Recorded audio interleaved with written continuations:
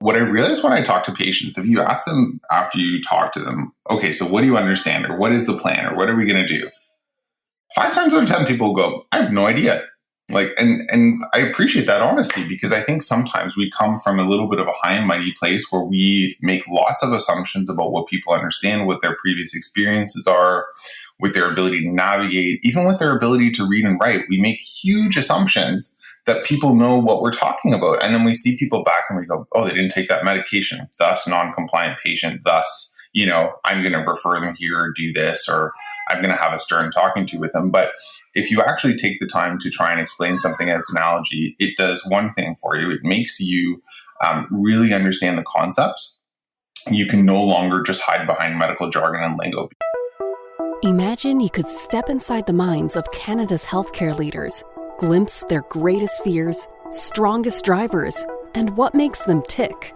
Welcome to Healthcare Changemakers, a podcast where we talk to leaders about the joys and challenges of driving change and working with partners to create the safest healthcare system.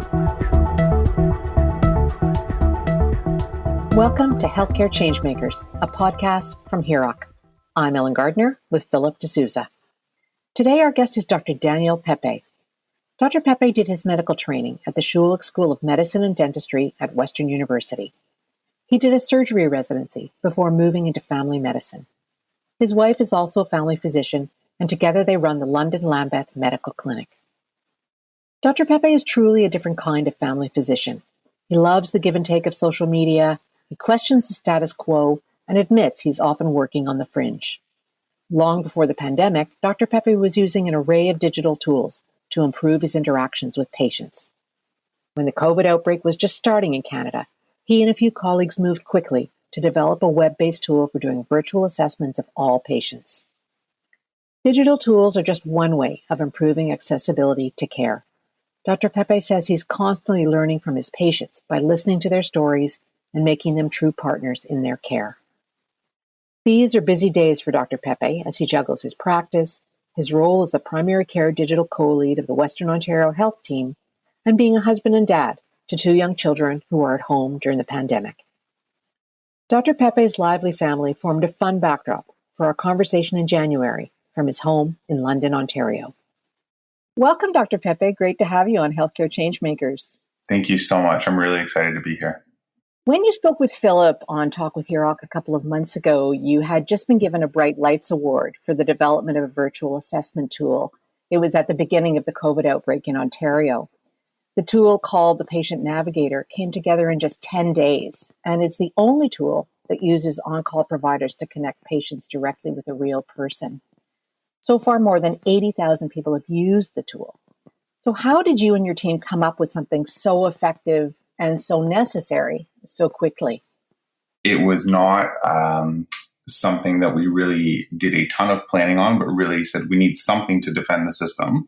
We knew that seeing people in person was probably not the best idea, given the fact that COVID-19 seemed incredibly contagious. And I had been kind of experimenting and dabbling in virtual care before. And so thinking about how we might be able to triage people and figure out essentially who's sick and not sick, and who can stay home and just be monitored, and who actually needs an escalation in care quickly, was really how the idea came about. And then, like most things in my career to date, Twitter is a really interesting tool. So I came across Dr. Damien Ramsey and Dr. Puneet Seth from Input Health, and they had basically taken their product, which elsewhere in Canada is an EMR, or electronic medical record.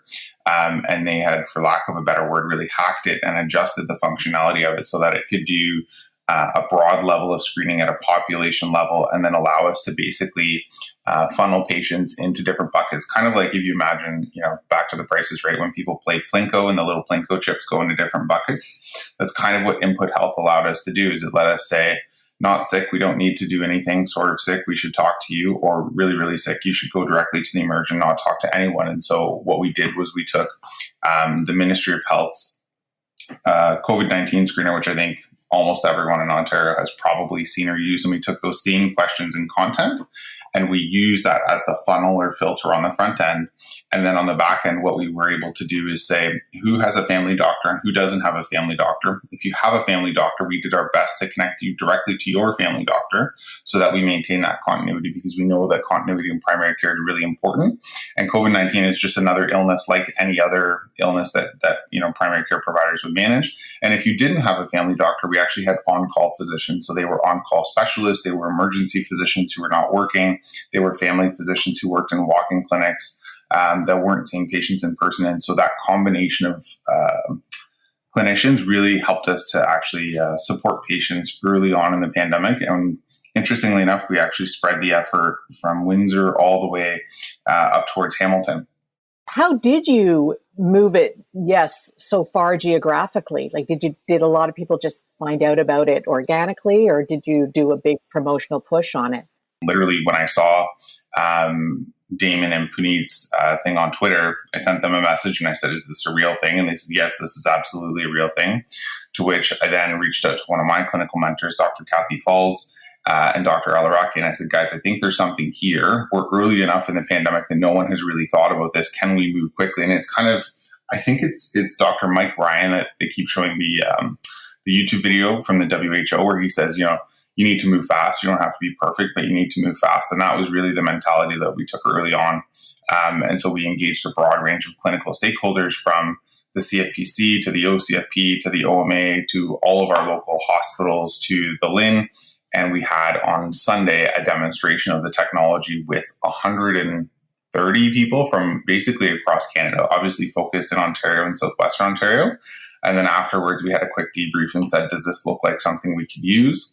We established a task force that met on a daily basis that included people from acute care, primary care, home and community care, and public health. We iterated on the technology over the course of that week. And then at the end of the week, we decided that we had something that was viable enough to go live. And then it was just learning and sharing. And so every time we expanded from region to region, we would ask, if we went to Elgin, we would say, what does Elgin need? And if we went to Huron-Perth, we would say, what does Huron-Perth need? And when we went to Windsor-Essex, we said, what were the unique challenges there? And so in each region, it was a combination of both administrative and clinical leadership. And it was something really special. Like, I'm not sure, Ellen, I'm ever going to see something that moved at that pace and speed again. But it was a really incredible opportunity to show, people always talk about the art of the possible. And I think sometimes people just think that's in books or in magazines or in the Harvard Business Review. But I actually saw what was possible when people put aside that organizational lens and said, what is the right thing for the patients right now? It was pretty cool. So you were using digital tools long before the pandemic. What is it about those tools that you found improves your interactions with patients? I just started reading, I don't know if you've ever read The Innovator's Dilemma by Clay Christensen. I think almost everybody has, and I'm probably the last person to have not read it.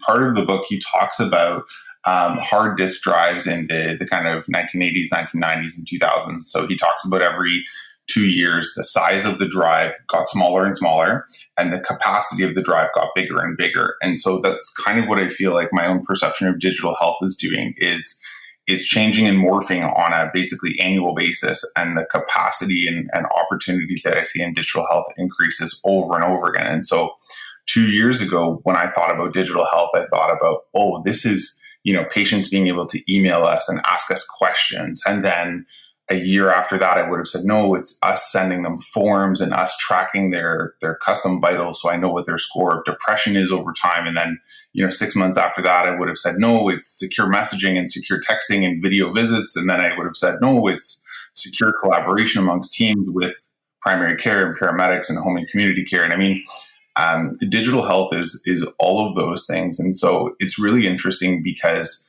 it can be as much or as little as you want. But fundamentally, if you think about what primary care is and what the special sauce of primary care is, it's a relationship, right? It's the fact that I know you, I know your family, I know your story, I know what's normal. And I'm more likely to be able to look at you and say, oh yeah, this is not what Ellen looks like. You look really sick today. Versus someone who's never met you before. And so the way that I think about digital health now is really it provides us an opportunity to continue that longitudinal relationship and enhance it to either deliver care for a specific issue over time instead of just a visit in the office. And it also allows us to treat an issue asynchronously. So for a lot of patients in the pandemic now, it gives us an opportunity for them to raise a concern, for me to ask clarifying questions, for them to provide history or a photo or a short video, for me to provide some initial management strategies. And then for us to look at that problem and say, okay, does this need an in-person visit? Does it need a referral? Does it need imaging? Does it need labs? And do you need to come in to do that? Or can we do that without a visit? For some of the more complex patients that we have in the practice, I always tell the story of a patient that I have, and I met him, I think, almost 2 years ago. And he had stage 4 kidney disease, which is just before the stage where you would go on dialysis. And I had this long conversation with him, and we talked about dialysis and no dialysis and what that would mean. And he didn't have any family in basically London, the city or the region, but he did have a partner at home who was looking after him. And they both had not dementia, but just some cognitive impairment. So they would be forgetful, but they weren't dangerous at home. They weren't leaving a stove on or things like that. And for him, his only goal was to stay home. He says, I just want to stay home. I don't care how long I live. I don't want to go to a nursing home. I don't want to be transported to and from hospital. I don't want to spend all my days in clinic. And I said, okay, we can do this. And so what we did was we set him up with a technology called Reacts, which is essentially secure texting and video visits. And what it allowed us to do was actually communicate between myself, his family that was in the US, who else? The home and community care team, as well as community paramedics. And so whoever went to see him would drop a message in this thread. So it's kind of like if you had a WhatsApp for your life and everyone could comment what was happening. So when the paramedics saw him, they would drop a line. When I did a house call, I would drop a line. When the home and community care people saw him, they would drop a line. And so we created, in essence, what is an asynchronous patient record. But the cool thing is that for a typical patient like him, before he had met me, he was in emerge every 2 to 3 weeks. And sometimes he was admitted and sometimes he wasn't. From the time we started this virtual circle of care, the number of times he went to emerge over the course of 15 months was 0, which I thought was pretty amazing. I wonder if you were surprised when the pandemic hit and all of a sudden those tools were very interesting to your colleagues. Yeah, I was totally shocked because I was kind of the fringe, like, why are you spending extra money? Why are you spending extra time? This doesn't make any sense. It's not helpful. And then I was getting how do you do that? Can you show me? How are you still collecting money for forms even though you're not seeing people? And I'm like, oh, there's this thing called e-transfer, So there were all these really cool little niche fringy things that immediately came into the fore. And I mean, Dr. Keith Thompson is another doc in our primary care alliance here in London, Middlesex. And he had been doing virtual house calls with digitally enabled peripherals. And he was looking after the most vulnerable of vulnerable patients. They're on ventilators and some other things. So he supports patients through Participation House. And I think, like me, Keith was kind of viewed as a fringe provider. But as soon as the pandemic came on, it was like, man, that is where we need to be. So sometimes those forces shift how things go. But, the other cool thing, Ellen, is that when you do things virtually, it actually creates capacity to see more vulnerable patients in person. And what I found as the pandemic has gone on, so this is kind of the next iteration of where we're going now, is it actually lets me do more house calls for patients where technology doesn't work or they can't hear me on the phone. Or if I saw them in the office, they couldn't see me easily through a mask or hear me because there's peripheral noise in the office. So we also have to think about that and how technology actually creates capacity for us to do that direct one-on-one care. And I think that's the risk of technology, is that sometimes we say, oh, well, everything is going to be virtual. And I think the answer to that is no. Like, things that should be virtual can be virtual, and we should do them that way. But it should also create capacity for us to actually care for the most vulnerable in person. And we should look at how it frees up our time and energy so we can actually really do a good job for those patients who are probably at the highest risk. Dan, your mom is a nurse, which I'm sure has affected your medical career. What were some of the lessons she taught you, and how has she influenced your style of practice? I can remember picking her up. She would work at 3 to 11, was like a really common shift, and all the kids would pile into the van and we'd go pick her up from South Street, and she'd always be late, like always. I mean, we'd be there at 11, 11:15, 11:20, 11:30. She was always dedicated to her patients. Always. And she always put the patients first. She always put herself second. She would, delay her breaks and not take lunch and make sure that everyone was looked after. Because when she was younger, she was sick and she knew what it was like to be in that hospital. And she realized that, for those patients, sometimes you're the only connection that they have. And so I've taken that along with me, I think, in my own primary care practice and thought about, what is the right thing for the patient and how do we do the right thing for the patient? It's not about me as a provider. It's not about us as a system, but how do we control the things that we can control? And the one thing that I can control is how we treat people on a one-by-one interaction. And so that's what it's really taught me. And then when I think about, there's that common nursing adage where they talk about the right patient, the right dose, the right time, the right medication. I've really adopted that into primary care to say, what is the right way to do this visit? What is the right care to provide to this particular patient? What is the right means to communicate with them? And all of that really helps to inform, I think, my own approach. But it's interesting when you have a nurse in the family, because I think if my mom was a physician, I would think about the evidence and the treatments and making sure that I've got the best decision that I'm making. But what I learned from my mom is that sometimes you don't actually need to have the best evidence, or you don't need to have the cure for someone, but you need to care for them.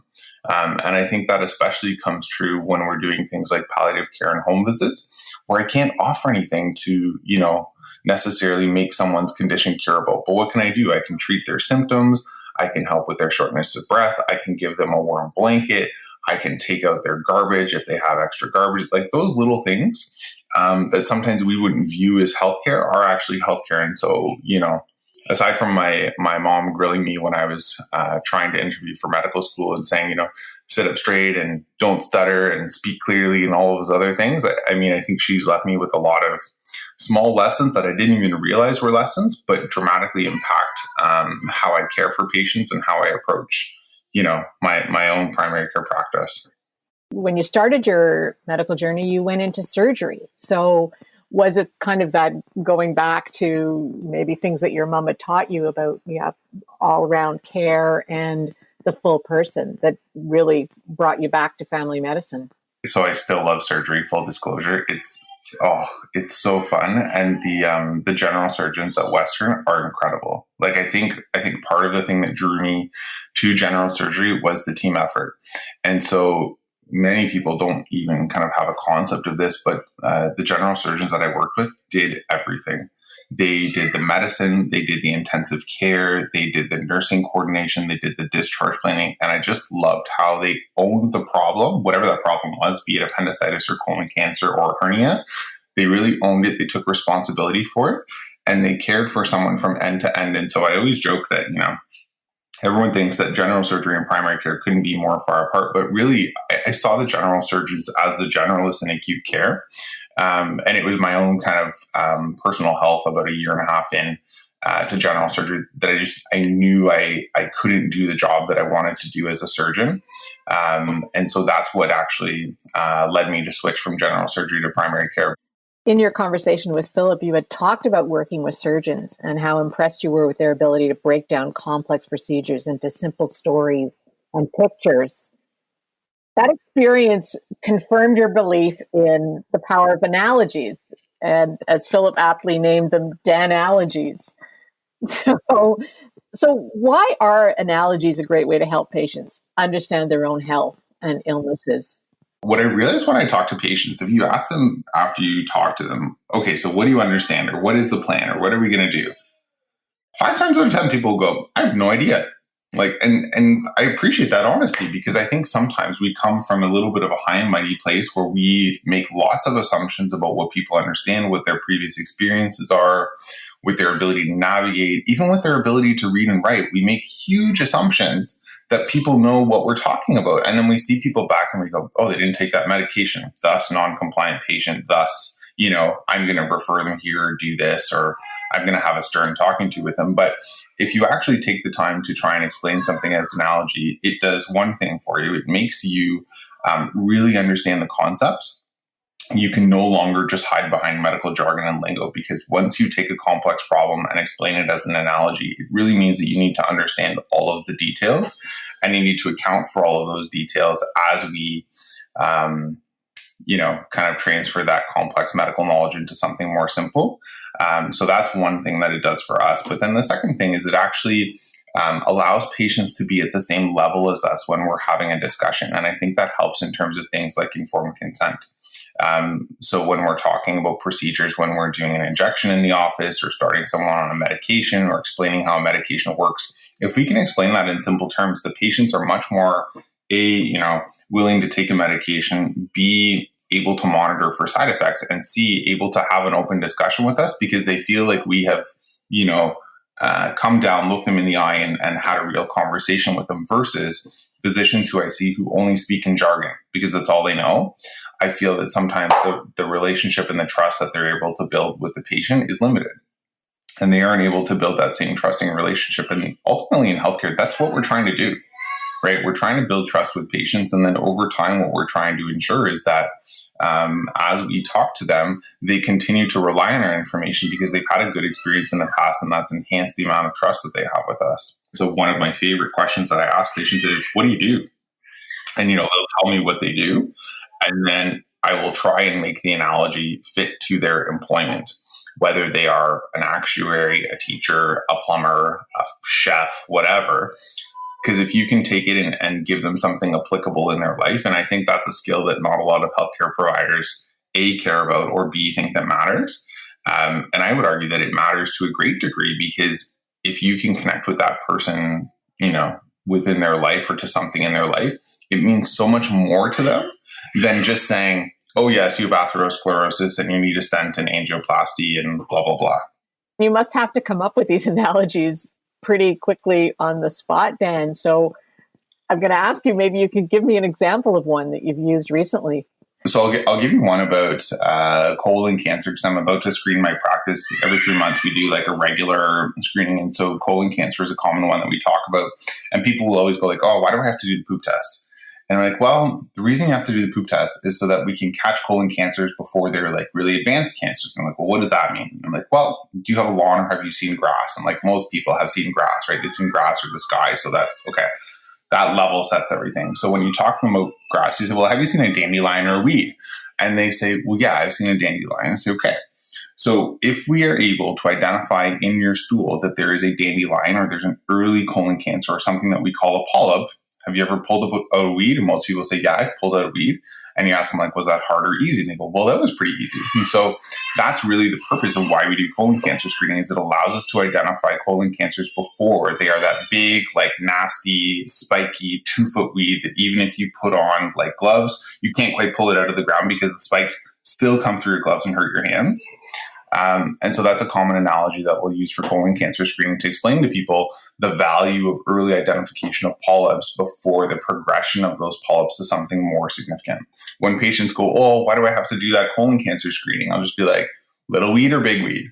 And they're like, right, okay, sounds good. it sounds hilarious. And it flies in the face of all the like pathology and physiology and everything else. But sometimes I could share with people all of the papers. I could show them all of the, U.S. Preventative Task Force guidelines and all of the Choosing Wisely guidelines. And they go, yeah, I don't care. I don't want to touch my poop. But if you give them something that they can understand, they're like, okay, this makes sense. Well, I hope you know that Philip and I want you to collect all those analogies and create a book or an amazing video of all of them. Yes, we will have to string them all together at some point and share them because I think what they do is they make health accessible. And I think that's where we need to go is we need to continually break down the barriers and say, why do people not understand this? Why do people not participate? I hate the word non-compliant, but why are people non-compliant and how can we improve their compliance? Really, non-compliance is a proxy metric for like, why don't people understand what we're asking them for? And usually it's because we're using like project manager speak or process maps or something else that's like totally irrelevant to a patient. And if we just did things that made sense for them, they'd be like, oh, okay. You're a strong believer in the importance of patients owning their own narratives, and you've called those stories one of the best risk mitigation strategies. Why does listening to patient stories help the patient, but it also reduces the workload for the care provider?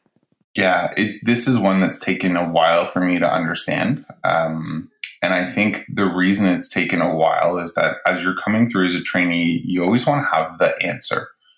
You want to provide the solution. You want to fix the problem. I think it's why I was drawn to surgery, because like, appendix, bad appendix, take out appendix. Okay, this is good. You had a problem. You don't have a problem now.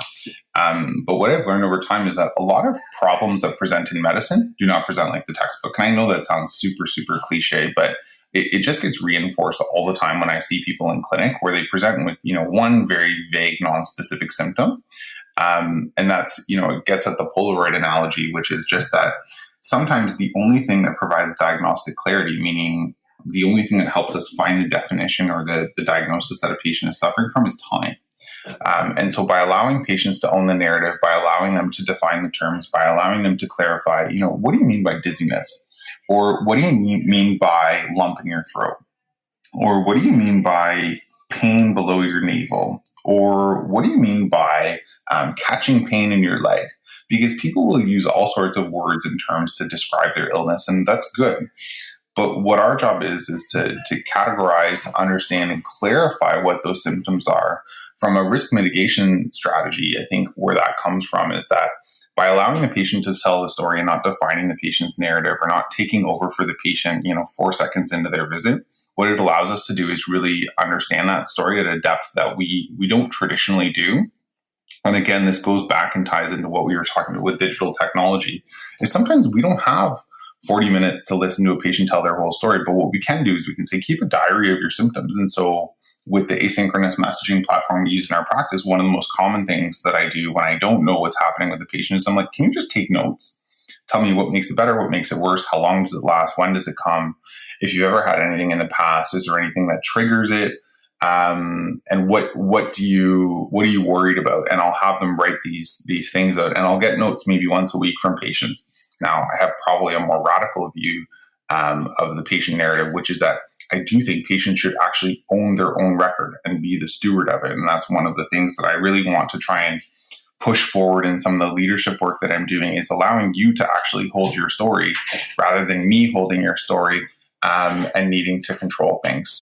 So when you talk about, patients having full access to their own health records, and that's something that you think is really important and something you want to work on, how are we going to evolve the system to make that happen? I think if I had to say, where do we start? It starts with sharing the records first and foremost with patients. So it's making sure that they actually have the access to their records. And so when someone has an X-ray report, we share it with them. When someone has a CT scan report, we share it with them. When we develop a plan with patients, we actually share that plan with patients and say, here are the plan, steps 1, 2, and 3. And so initially, when we do that sharing of information, it's really going to be a push from primary care or specialists or the hospital to the patient.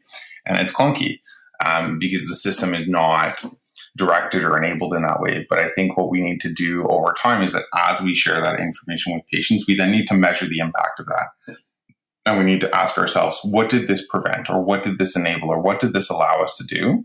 But that will take time because the system is not set up or configured at all in that way to actually allow us to do that. I wanted to ask you how you would reimagine walk-in clinics.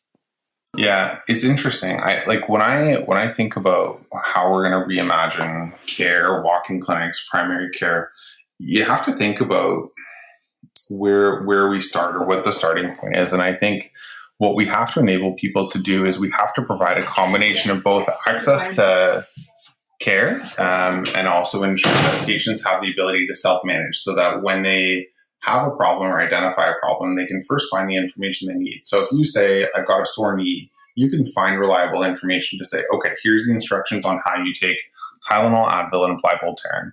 And if someone in that history said, you know what, and I also recently fell down the stairs, we could say, okay, that's a trauma, and we should probably get an x-ray for your knee. And we should allow you to get that x-ray, maybe without even seeing a provider, to get things going. But then that should be connected to a primary care provider, because I think one of the challenge of, revisiting or redefining things like walk-in clinics is that it doesn't enhance the continuity. And I think the secret sauce of primary care in our healthcare system, if we really want to look at mitigating risk and enhancing people's care, is we have to keep them with a continual team and provider. And I think we do a disservice to people when we're constantly changing who they see, because every time that you see someone different, they have to start from the story over again. They have to say, okay, what happened when you were young? What are your allergies? What are your medications? What surgeries have you had? And sometimes that works well and makes sense when you're seeing a specialist who's trying to address a problem. But other times it can be really challenging when, you've got a problem and every time you go in, let's say with a bit of hearing loss, you're seeing a different physician and that different physician takes a different viewpoint. And so I think where we would start by reimagining care is we reimagine what it means to actually have a care provider. We would look at the system and say, everyone gets a provider over time, and that provider is going to stick with you. And so that's where I would start. With a dedicated primary care provider, we can anticipate, plan, and identify problems. And I think the reason why some primary care providers are more successful than others is that there's an inequity in access to resources. And so if you're a patient of mine, you may get access to certain things like secure messaging or virtual visits or home visits. Whereas if you're a patient of someone else's office, you would get access to a dietitian and a social worker and a physiotherapist. And so we have to ask ourselves as a system, why is it that just because you have a different doctor, you get different access to resources? We should actually be saying, if you have a primary care provider, you get access to all of these things and develop common criteria. But I think part of the whole idea of how do we change the system is first we have to listen to patients and we have to listen to caregivers. And I do not think we have done a good job of that to date, myself included. With the rollout of the COVID vaccine, we've seen how primary care is asserting itself as a core part of the strategy. Are you seeing a renewed sense of pride among the primary care community? Do you think that primary care is truly a catalyst for change in our system? I think the long and short answer to that is yeah. So when I first came into primary care, I think it was like, oh, you're not a surgeon, you don't have a white coat, you're not going to be, there was that thought that there was a discrepancy or difference between those specialties. And I can tell you from the time that I left residency to now, it's a 180. So I feel a sense of pride when I go to the office. I feel a sense of pride when I get to say I'm someone's family physician. And I think the sector does too. And I think that's a big difference from when we started our work in primary care, is that I don't think we were necessarily viewed as a sector. I don't think we were viewed as a collaborative. And I mean, there's lots of work that we need to do to make sure that everyone's on the same page and that we're providing a high level of care. But I think there's been a huge, huge change whereby people feel a dramatic sense of pride. And I think to your point, Ellen, if you look at the COVID-19 vaccines, even here in London, we had, I think, 150 people sign up in 24 hours. And I was at the COVID vaccine clinic this weekend and we had, 15 or 20 vaccinators. And most of them were primary care providers of some stripe. One of the things, even if you look at within Ontario health teams and our kind of London Middlesex primary care alliance, we had worked with the Thames Valley Health Team and other stakeholders, and we had actually hired Janet Dang as a primary care transformation lead. And that was a role that basically did not exist a year ago. And now when I log through my Twitter feed, I see people follow me and I look at what they do and it's primary care transformation lead. And so I think that people are really getting on this wave of primary care is the engine. Primary care is the thing that's going to help us be successful. Awesome conversation, then. And, as I hear you speak, I'm really, you kind of epitomize the title of our show of being a change, because I get this, I can feel it that you push boundaries, you speak up, that you have that focus on patients, but more importantly, that your vision of, making healthcare accessible is something that resonates with many. And I guess so my question is, and you kind of alluded to it earlier, actually, when you mentioned social media and, a variety of things, we're noticing a lot of, social media chatter, for good amongst the healthcare community from a variety of frontline folks who are, speaking up and who are, sharing their their viewpoints and, who want to make that change. So, and you actually, right back to your first question, you mentioned how you saw something on Twitter and then you said, is this real? So I wonder, I guess I question to you in a roundabout ways, what have you learned from that process? What you see when you look at the healthcare space, be it hospitals, be it primary care, be it specialists, it's a much more level playing field. And it's really interesting because there's an opportunity to learn and share. And it's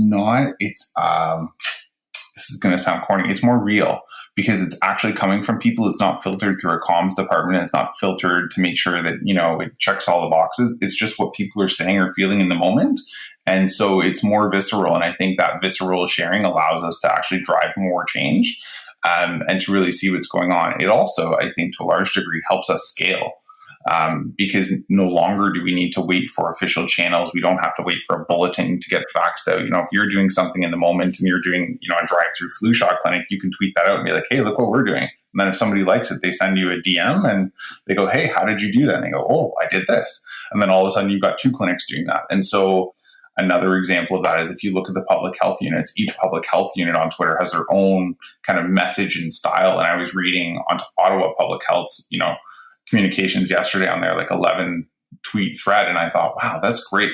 So I retweeted that to my followers, but there's a lot of lessons to be learned. And I think what it does is it accelerates the sharing. You're absolutely right. That knowledge sharing and the second step of scaling, which I think is critical, is something that we at HEROC value because we know that the knowledge, to make change, all our subscribers have that. Every subscriber across Canada is making change in their communities. And it's just a matter of getting that knowledge out there so that exactly what you said, so that people can say, oh, how did you do that? Let's connect. And it's not only is a connection made, but that whole process of learning together and scaling, it's amazing to see. The scale is the thing that we need to actually accomplish and achieve, because I think that's where if you want to talk about change making transformation, it's scale. The good ideas exist. But what we need to do is we need to figure out what are the financial, political, social, whatever barriers that's preventing that scale and enable the scale. Because I think the technologies to dramatically change how we deliver care exist. It's just the will and leadership to say, okay, now let's go make it happen. And if we fail, fine, fail, and then learn from it, never do it again, and go on to the next thing. Okay, we are moving into the lightning round. I'm going to ask you a few questions, Dan, and just tell us the first thing that pops into your head. So, okay, I'm ready. What was your first job? So I was a millwright's assistant. So I built cabinets and did some work for kitchen cabinetry. What's the last thing you do before you go to bed at night? Yeah, this is embarrassing. I check my phone like everybody. I'm sorry. It's an addiction. What's something surprising you've learned about yourself during the past year? How much coffee I can drink in a single day. Name your go-to resource when you're stuck and you need an energy or a creative boost. So in the last 3 weeks, it's been my bike. I cycle. What's one thing people could do that would improve their health? So they could put their phones down just for that extra 5 minutes a day. Tell us about your worst habit. Okay, so late night snacking, I will make chicken fingers at 11 o'clock at night and enjoy them. They're just delicious.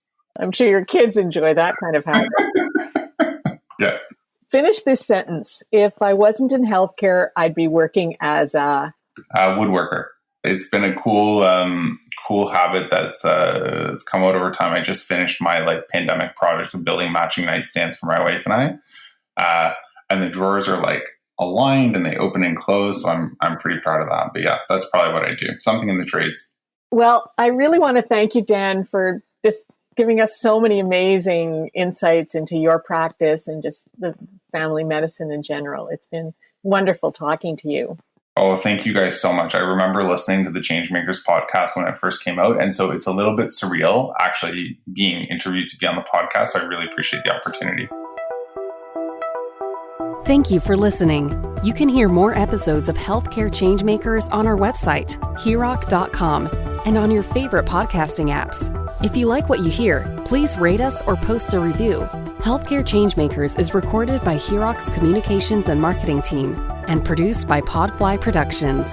Follow us on Twitter at HEROC Group or email us at communications@heroc.com. We'd love to hear from you.